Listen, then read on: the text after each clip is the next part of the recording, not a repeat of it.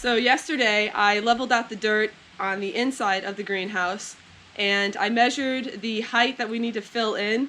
We were going to fill it with dirt, we were kind of considering it, but we just decided to go with some Subbase material. It's just going to be a lot better for us in the future and it will pack down really nicely. And I sent Jeff a text at work that the actual height that we need to fill in with this material was around 6.5 inches. So he just took like a 7-inch measurement basically, and we decided that we needed a little bit over 4 yards, but we got 5 yards of Subbase just so we could pack around the outside of the greenhouse where the wall is, and maybe if there's leftover we could just fill in a few holes in our driveway. So while Jeff's at work, he doesn't know I'm going to do this, I'm going to try to get all this 5 yards of Subbase material moved over into our greenhouse area, and we had a truck deliver it this morning. You can see that this was dropped off on a tarp. That was really smart of Jeff. We didn't want this Subbase material to go all over our grass. That would ruin our yard. And everything's really wet, so we didn't want a truck to drive all the way over there and dump it, just make a lot of ruts in our yard. So I'm going to get started. So I'm just going to dump this in the middle of our little greenhouse area and just rake it out and just keep kind of stomping on it to pack it down.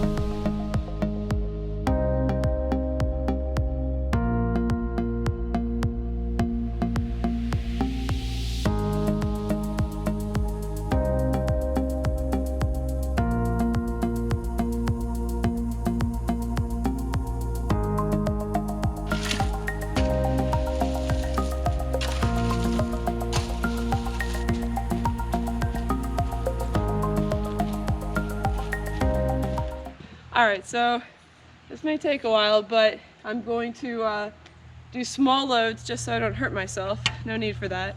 And after every load, I'm just going to kind of walk over it just to kind of flatten it, pack it down a little bit more. And I'm going to keep going.